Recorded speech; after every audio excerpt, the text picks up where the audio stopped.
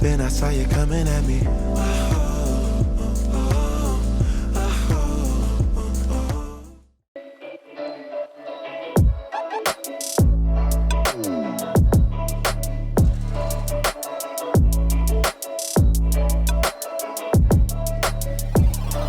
Well, today is the day one of making my first scrap rug. This is a project I've sort of had on my mind to try out for a while, and I have all of my materials here. I'm going to show you them one by one. So if you want to try this out for yourself, you know what to get. So the first thing you obviously need is some type of base that you are going to thread your scrap pieces through to create sort of like the area or the surface for your rug. So this one that I have is from Amazon. It feels like plastic, and then it has these like holes that I'm going to be passing the scrap bits through. It smells very plasticky. See if I can show you guys. The size of the holes is about a centimeter wide. So the plan is to pass the piece of fabric through, tie it around this edge here. Here we go. So like pass the piece of fabric through, tie it around this edge here, and then just sort of like repeat. I'm going to link all of the materials down in the description box if you want to grab any of them for yourself.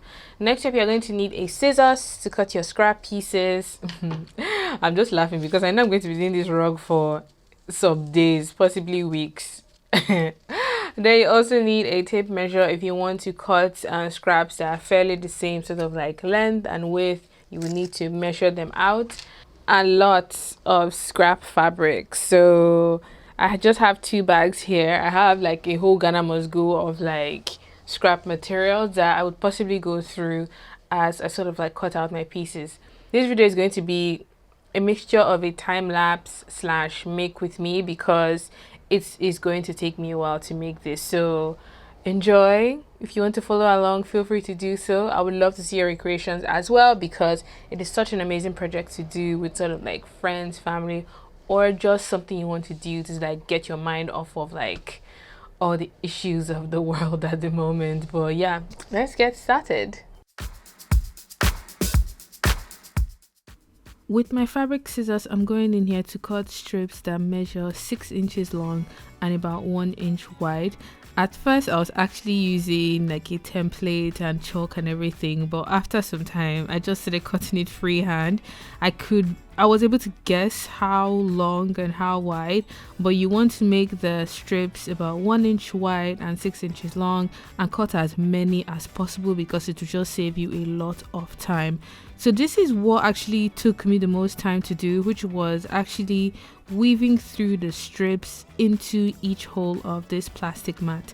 So you would need to pass it through the top and then pull it out again and tie a knot to secure the strip. I found that just doing 1 knot would hold the strip in place, but sometimes I would do 2 if it was a really thin material, just to ensure that it would not unravel by itself. But like I said, 1 knot was fine, and I'm just going to essentially repeat this a million times until I make my way till the end. If you have the crochet needle and if you think that might help you, that's something else that might make this slightly quicker for you. But I just did it all by hand, lifted the mat, passed one end through the bottom like this, passed the other end around like so, and then tied a knot around the midpoint separating the 2 holes.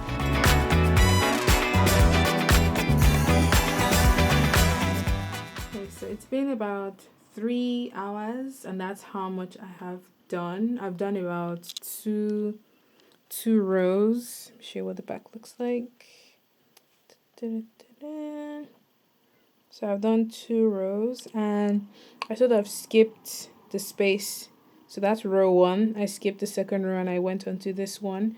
And that's just how much I have done. This is going to take me a good number of days.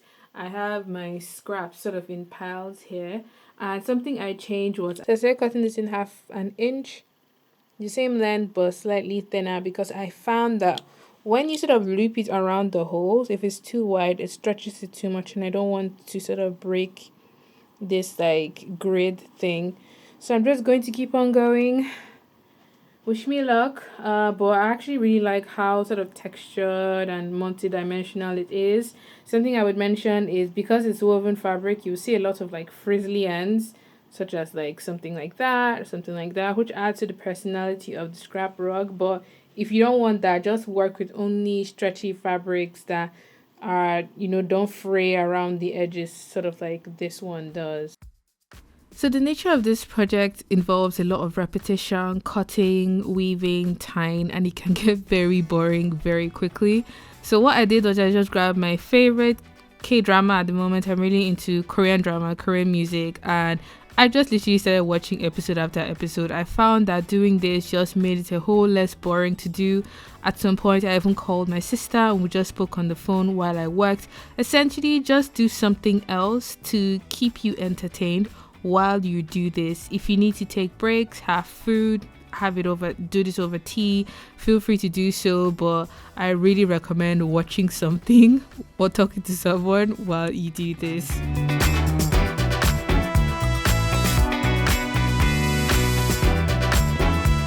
Okay, so this is my progress so far.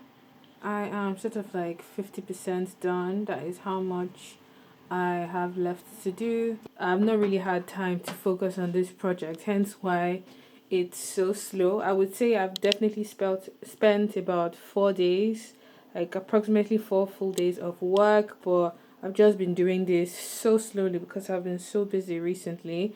I think what I'm going to end up doing is I am going to, instead of doing everything all the way till the end, I've done this like halfway, and I'm going to cut from here away and use that for another project.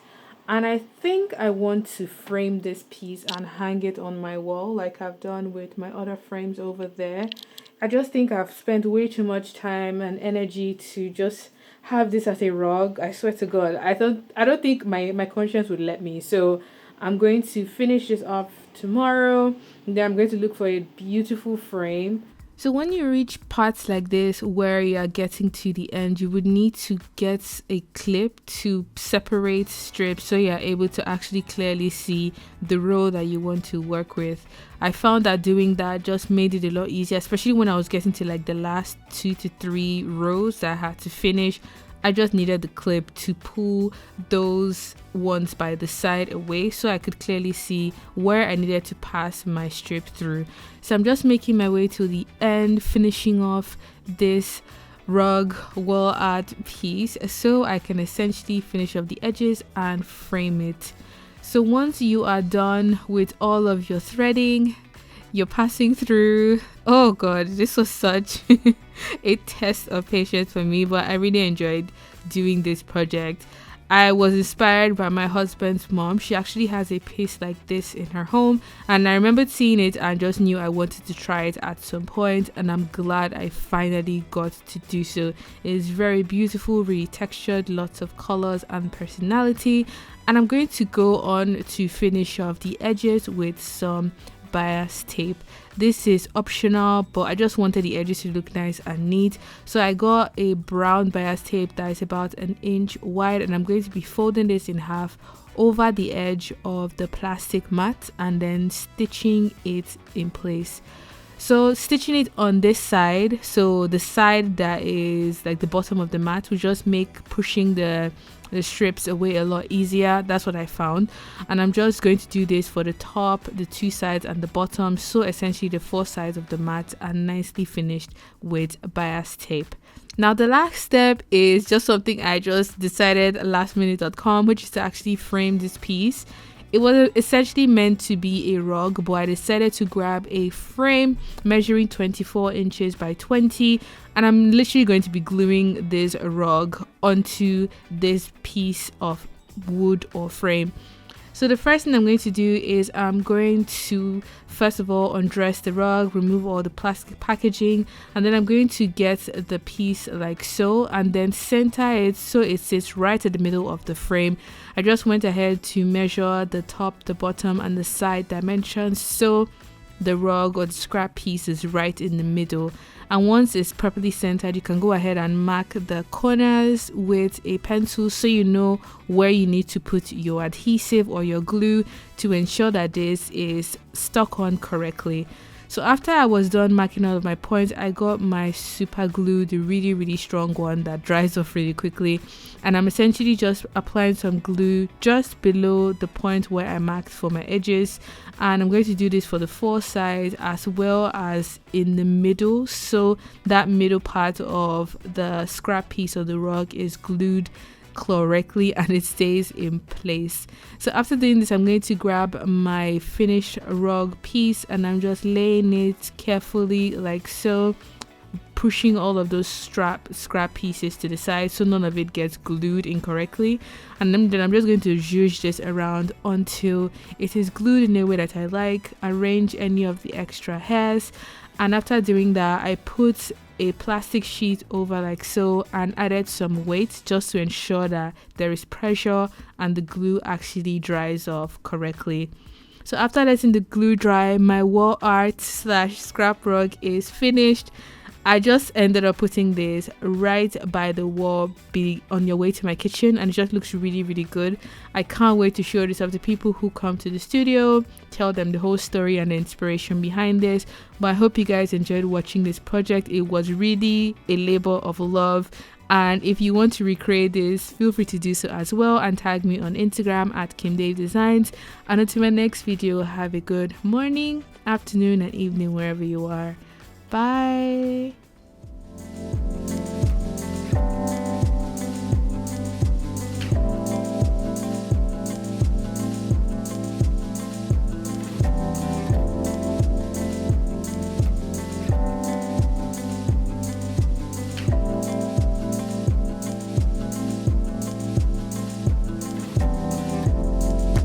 Didn't know the love was war. Then I saw you coming at me.